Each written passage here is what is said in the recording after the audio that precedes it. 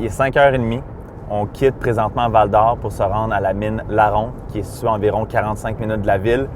C'est une mine de 3 km de profondeur. Pour vous donner une idée, le mont Tremblant, son pic le plus élevé, a une altitude d'un peu moins d'1 kilomètre. C'est donc pour vous dire qu'on va descendre très creux dans le sous-sol québécois. On va aller rencontrer les gens qui y travaillent afin de démystifier leur métier et du même coup, l'industrie minière.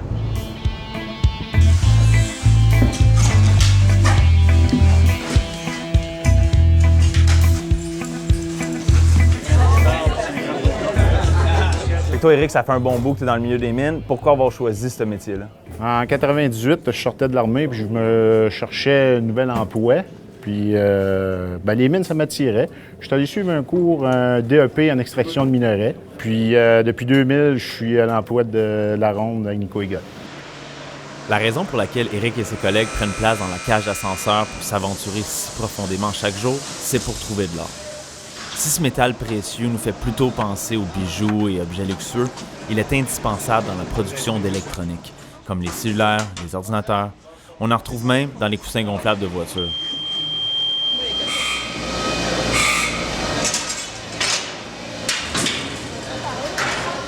Là, Éric, j'ai 2 roches dans mes mains.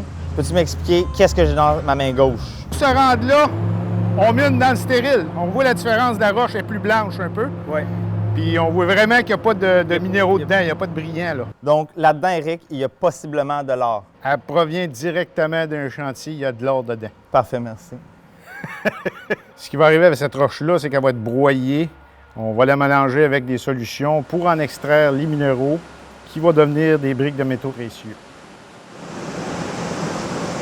Ici, on est dans la salle de contrôle au niveau 206. La personne qui travaille ici est en contrôle de toutes les stations de pompage, toute l'eau qui descend sous terre, toutes les treuils des ascenseurs et ainsi de suite, et plus le concasseur pour monter le minéral à la surface. Il y a des caméras de surveillance en cas qu'il y aurait des incidents dans toutes les places de travail qui sont éclairées, bien entendu. Fait que lui, il a une gestion de tout ça. D'un côté, je vois des joysticks qui me rappellent les arcades des années 80. Ici, je vois une manette de PlayStation. Peux-tu m'expliquer pourquoi il y a les 2 types d'équipements? Aujourd'hui, on vit le choc des générations. On a différentes générations qui travaillent ici.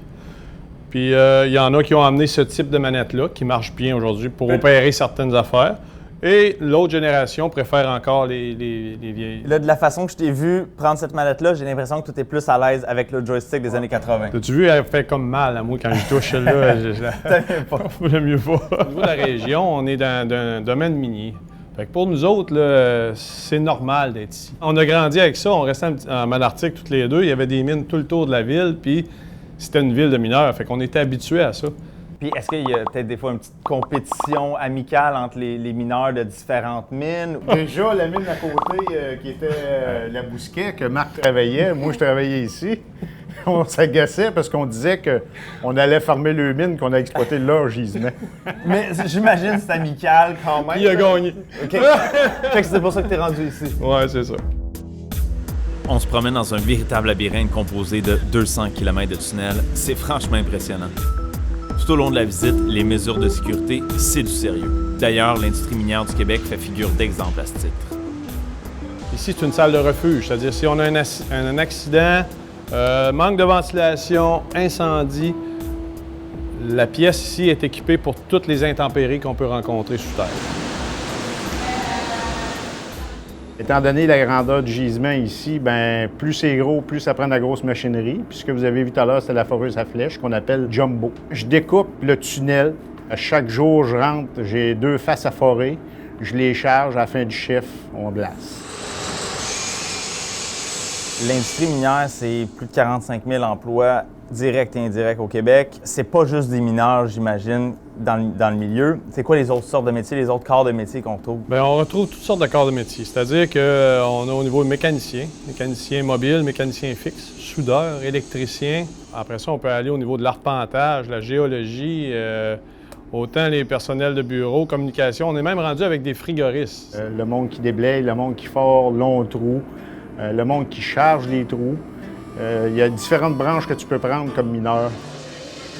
Certes, l'industrie minière contribue grandement à l'économie et à la création d'emplois. Cependant, elle doit continuer d'innover en matière de protection de l'environnement et du développement durable. Pour le reste, je peux facilement comprendre le plaisir qu'ont Marc, Éric et leurs collègues à jouer au Tonka grandeur nature.